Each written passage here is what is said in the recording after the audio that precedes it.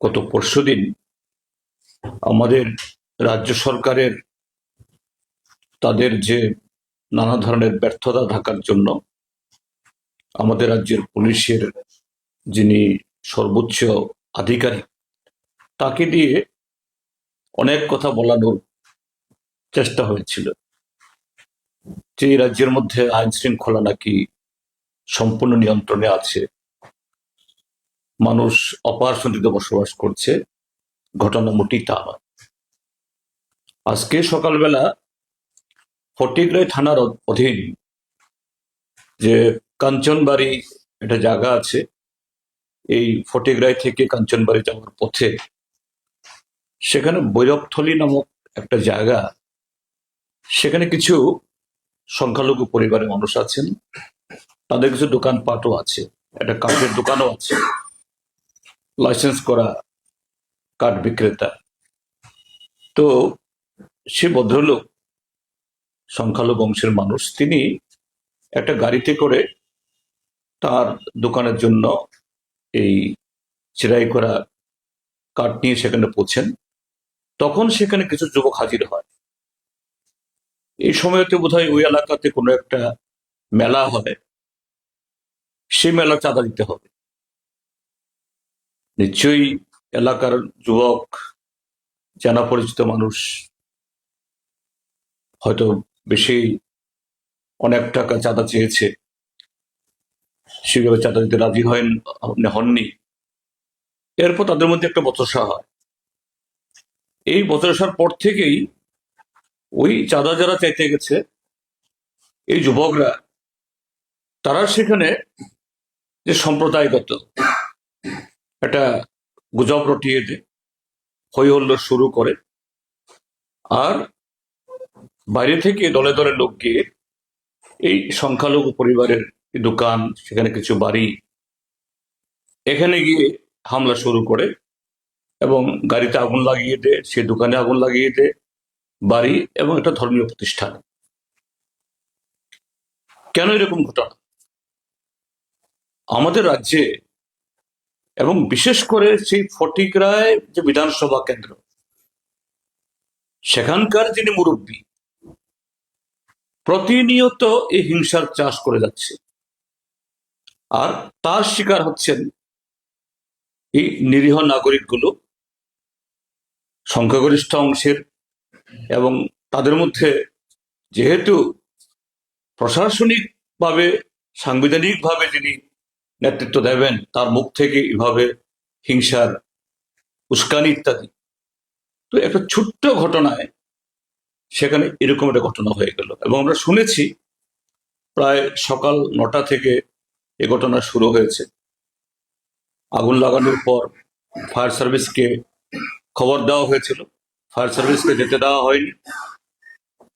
প্রায় ঘন্টা 1.5-2 ঘন্টা পরে ফায়ার সার্ভিসকে পৌঁছলেও কিছু রক্ষা করতে পারেনি। অর্থাৎ কয়েকটা পরিবারের তারা সর্বশান্ত হয়ে গেল। আমি 10টা নাগাদ আজকে সকালবেলা অফিসে এসেছি, তখনই 2টো ফোন পাই, ঠিক এরকম একটা ঘটনা ঘটছে, আপনি খবর নিন।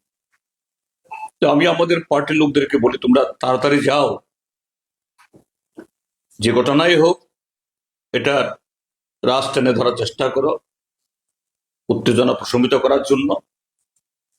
এবং তাদের সাথে কথা বলার সাথে সাথেই পুলিশের ডিজি সাহেব, ধানকর সাহেবকে আমি ফোন করি। তিনি এক রিংয়ের পরেই আমার ফোন ধরেন এবং তিনি মানে সক্রিয় ছিলেন, অর্থাৎ ওই ঘটনা তিনি যে তদারকি করছিলেন বোঝা গেল। আমি বললো, স্যার ফটিকের ঘটনা তো? হ্যাঁ, আমি সেটাই স্যার, লাঠিচার্জ করাচ্ছি আমি এক্ষুনি হস্তক্ষেপ করছি। অর্থাৎ তিনি খুবই সক্রিয়তা দেখিয়েছেন এবং সঙ্গে সঙ্গেই বলেছেন। আমি বললাম, ঠিক আছে, যে আমি আর কথা বলছি না, আপনি একটা জরুরি কাজ করছেন, আপনি নিয়ন্ত্রণে আনুন। তো এই ঘটনা অত্যন্ত দুর্ভাগ্যজনক যে ত্রিপুরাজ্যে ভারতীয় জনতা পার্টির কিছু নেতা, তারা এই সংবিধানের নামে শপথ গ্রহণ করে অনেক মুরব্বী হয়েছেন, তাদের যে কল্যাণে এই জাতীয় ঘটনাগুলি যা হচ্ছে তারই পরিণতি হলো এই যে কৈত্রাবাড়ি হলো, তার আগে কন্ডাছড়া হলো, পেকুছড়া হলো, পানিসাগরের, এখন আজকে এই ফটিকরায়, একটার পর একটা। আমি সেই জন্যই বলছিলাম যে আমাদের ডিজিপি মহোদয় ভদ্রলোক, ভালো মানুষ, কিন্তু তাকে দিয়েও সরকার তাদের কলঙ্ক ঢাকার চেষ্টা করানো হচ্ছে যে না, ত্রিপুরাজ্যে কোনো শান্তি নেই।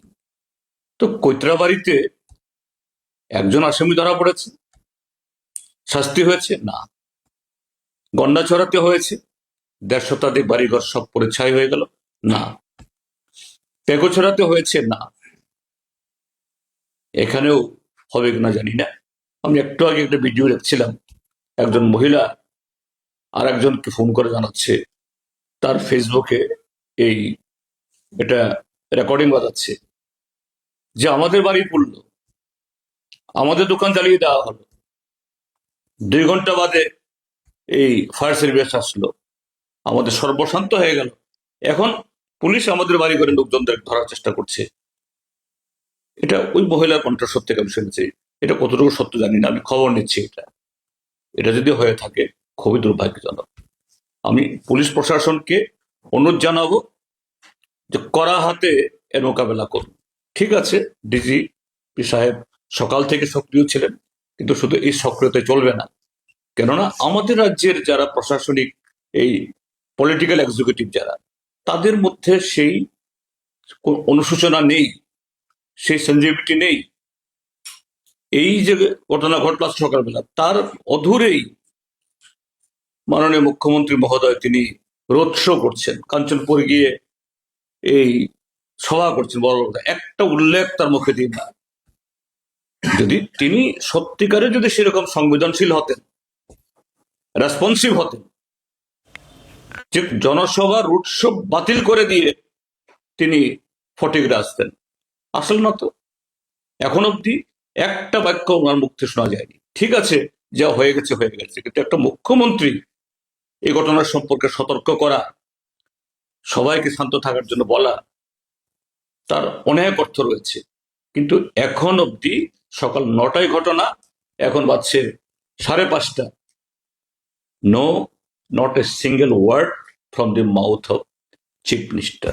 এই জন্যই বলছি পুলিশ এবং সিভিল প্রশাসন, আমি দেখেছি ডিএম সাহেব এবং অ্যাডিশনাল এসপি সাহেব সেখানে গেছেন, তারা দ্রুত এই অবস্থায় তার ভূমিকা গ্রহণ করুন।